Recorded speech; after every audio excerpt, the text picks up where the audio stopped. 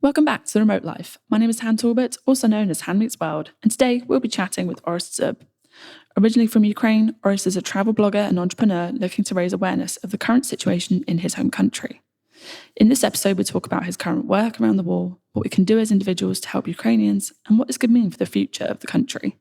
So grab a coffee, a tea, or something stronger, and let's get started. Amazing. So we are live. Orest, welcome to The Remote Life. How are you? Nice to see you here, and thanks for having me. So, feeling ready for the nice conversation. Yeah, absolutely. We're sat on the beautiful rooftop at Co-working Bansko. It's a nice day, surrounded by beautiful mountains. Like, what's there to complain about? It's amazing. So let's dive straight in. Connect the dots for us. What brings you here? How did you get into the remote life? Tell us about you. My name is Orest. I am originally from Ukraine, and my native city is Lviv in the west of Ukraine. Now, all those places became pretty famous in the recent month. So I'm actually a digital nomad since the last decade. Visited already over than 120 countries around the world. And, was experiencing a beautiful digital nomad life, which is one of the best one people can only imagine.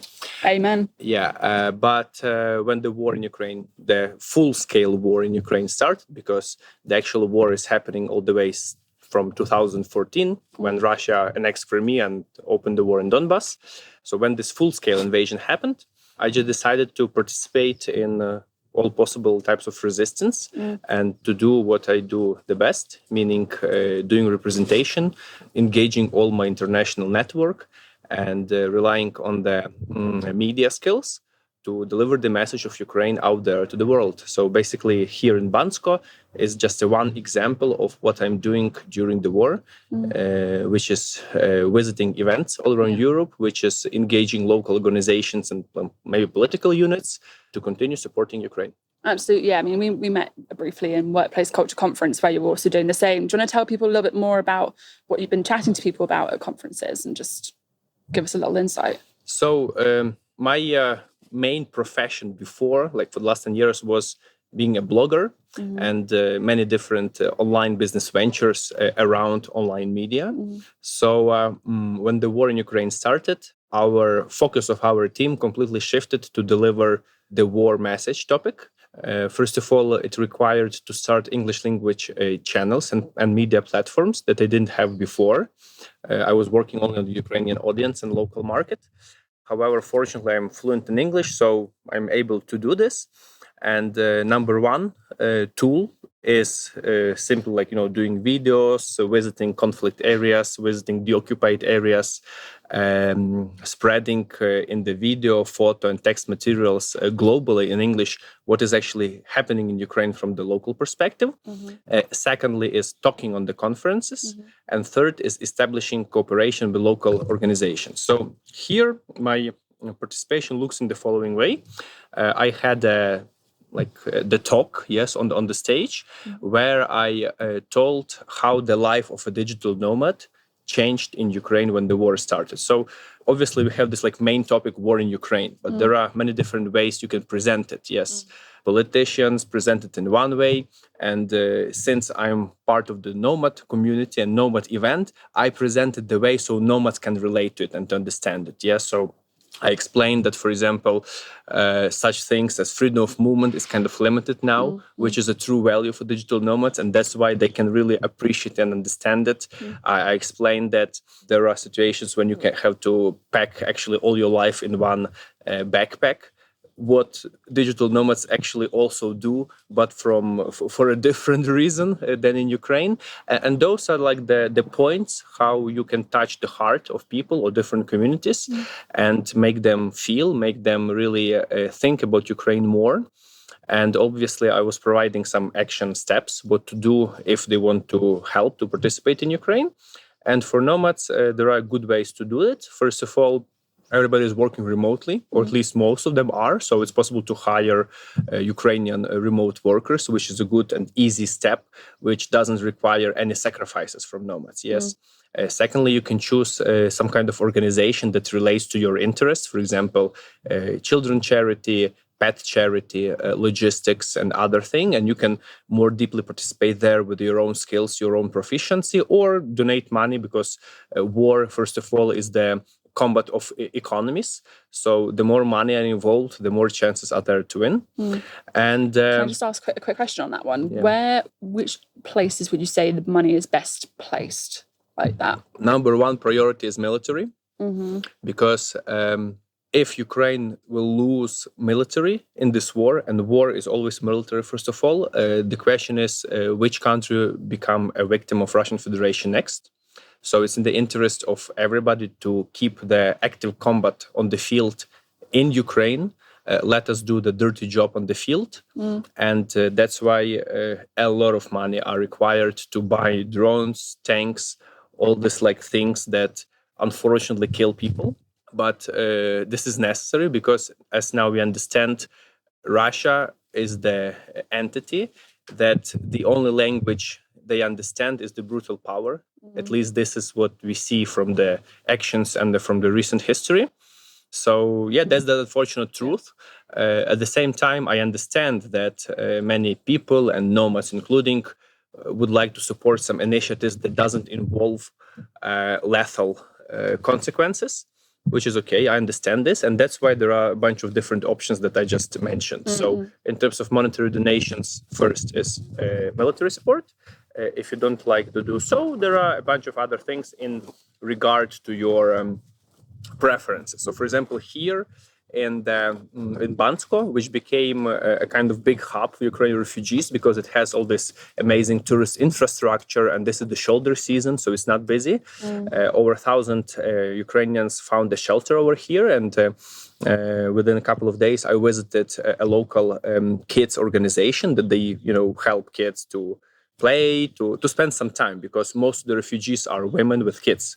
So let's say there is like a single mother who has 2 children and she simply cannot handle all of this. So that's why this like refugee kindergarten, if you can tell so, they take care of kids. Yes, and they need money. So I donated them a little bit. And also on the event here, I was talking about my other initiatives that I do on the recent conference in Croatia, a Nomad Base. We collected over $8,000 in total, which made me possible to buy a van for the orphanage in Ukraine, to move children up and down.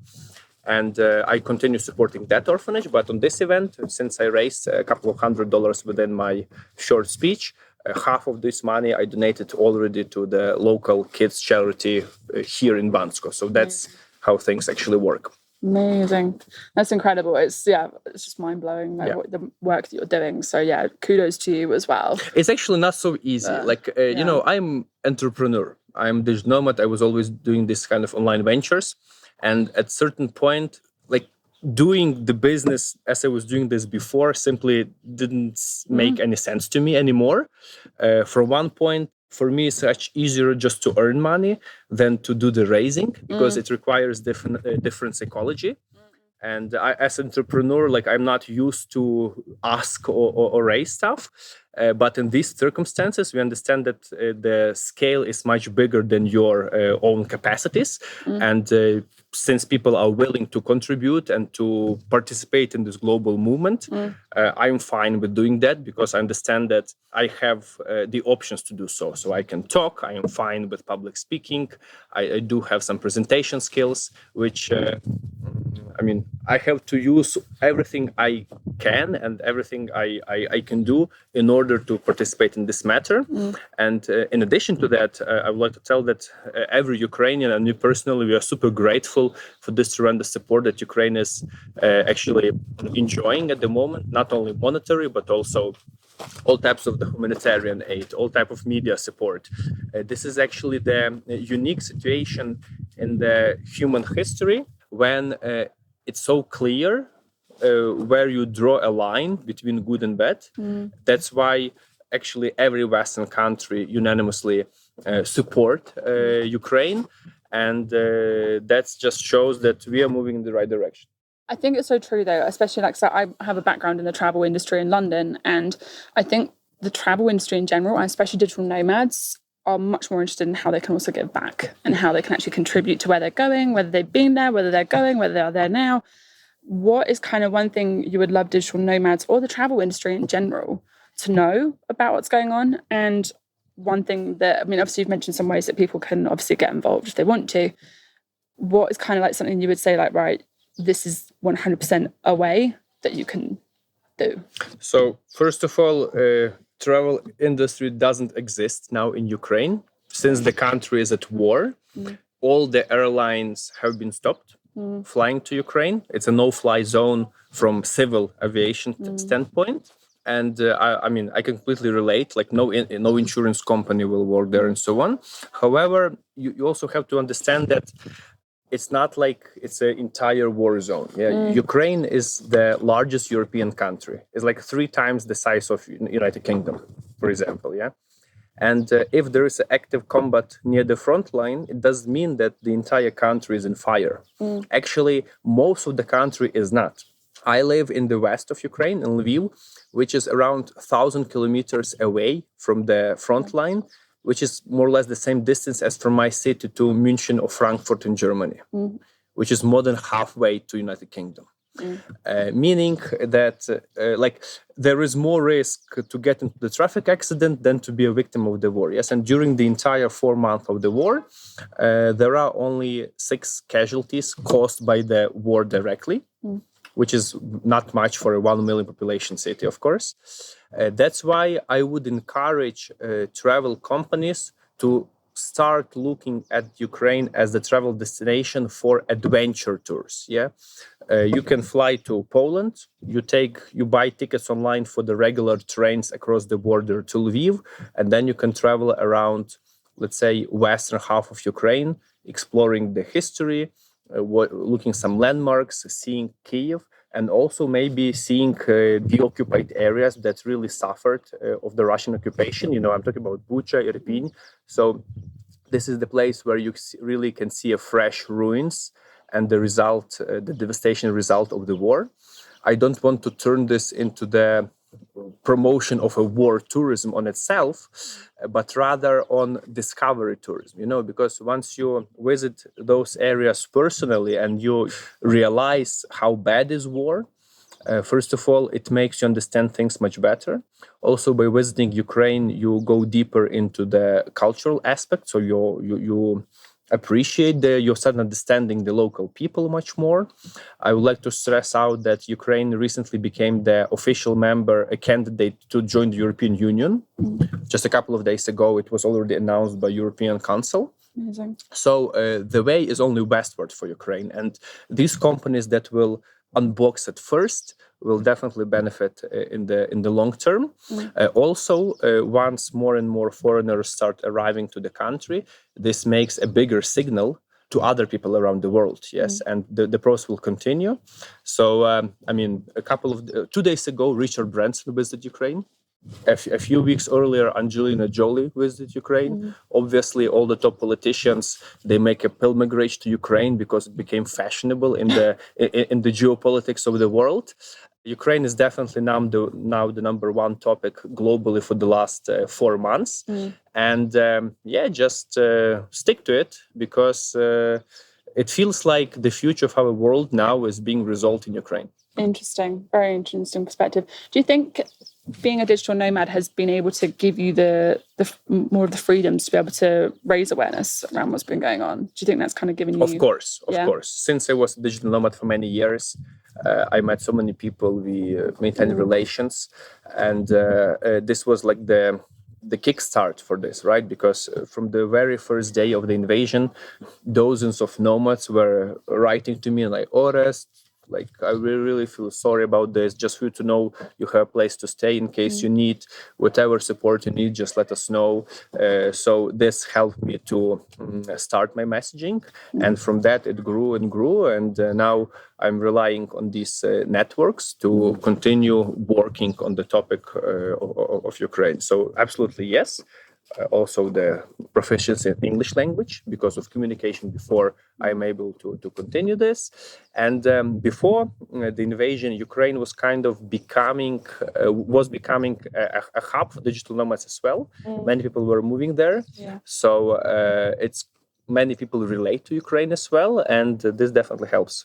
What are the top 3 things that people should know about Ukraine, or like the best 3 things to know as a visitor? So first of all, Ukraine now is every Ukrainian now deeply has in their heart the true values of freedom and democracy that many people in the West take for granted and kind of appreciate it. So if you want to refresh those feelings, Ukraine is like the number one destination to feel the atmosphere of true freedom. This is number one. Second, it is very, very IT and tech savvy country. For example, we have a Ministry of Digital Transformation, which does so much to digitalize the entire country. Banking system is so much more advanced than in European Union. You can move money much faster, and you don't need all these complicated things that you guys have to wait for 2 days or so on. Right. Internet is among the fastest in the world. So those are the three, and then we can start from there. What about in terms of like one dish or one drink that we've got to try when we get there? Okay, so one dish that really stands out from Ukraine is borscht, is the red beetroot soup. Okay. Nothing like this exists anywhere else, and just borscht. It's kind of complicated to spell because you've got this CHSH and so on. Yeah, borscht. Yes, but that's it's nice, heavy, meaty soup. Okay. Another thing what's really good is vareniki. It's potato dumplings also. And obviously the entire world knows the meatball, which calls chicken Kyiv. Yep. That's the one. So, yeah. I feel like we should maybe challenge people to like make one of these dishes, tag you, and then like do something that's going to like help the situation as well. So, I would appreciate this, of course. Like, we'll have to figure something out afterwards. So what do you think is going to happen next with Ukraine? Obviously, you can't tell everything, but... First of all, we have to realize that now there is an active war happening in Ukraine. And if the first month that everybody was like watching the events, that when Kyiv was besieged and when the areas got deoccupied, we've seen the results of the occupation. It was more about the urban warfare. Now, once the entire focus shifted to the east, where we have the open plains, it does feel like it's pictures from World War II with the tanks, artillery, trenches, mud. It's all like, going. Over 150 Ukrainian soldiers die every day. So the numbers are really huge. And the first what we have to do is to stop the war, of course, as soon as possible. And the entire world is working on that. However, it does feel that so many people became attached to Ukraine that as soon as the war will be finished, it will become like a new El Dorado, because with so many investments flock into, with so many people trying to visit it, participate in the reconstruction. I've seen already some manifestos of architects, that they want to rebuild the new city completely from scratch. Yes, and all the organizations that they're flocking in. So that definitely will be the golden time for Ukraine. I don't know when it will start. It looks like the war will take quite some time. I'm talking months or maybe even years. It's very hard to predict things. And that's why we really rely on the international aid. In order not only to let the combat go west more, but to push it back, to restore the integrity of Ukraine, to restore peace, and to make the world a better place. Amazing. Is there anything else you want anybody to know about the situation, about what you're doing? Yeah, I started this mission with the direct intent to spread the message and to help Ukraine. So please follow me on all the possible platforms. Orest Zub. I hope you'll provide the links down below. Of course, that'll be everything. And that will be a good start. Also, if you want to do something or you want to, figure some things more precisely, don't simply add or follow me. Don't be shy. Write me a message. I am answering everybody, and we'll try to direct you in the good direction or simply extend our conversation. Amazing. And one last thing from me. Fill in the blank. Home is where? Oh, it's absolutely in Lviv, Ukraine. Yeah. Amazing. Orest, it's been amazing to chat to you. And yeah, we'll obviously put everything down below that everyone can go find. Thank you very much. Looking forward to seeing Ukraine, guys. Thank you so much for listening to this episode of The Remote Life. And thank you, Orest, for taking the time to speak with us. You can find links to Orest's work and socials below. Thank you so much again for listening, and we can't wait to remote work with you again soon.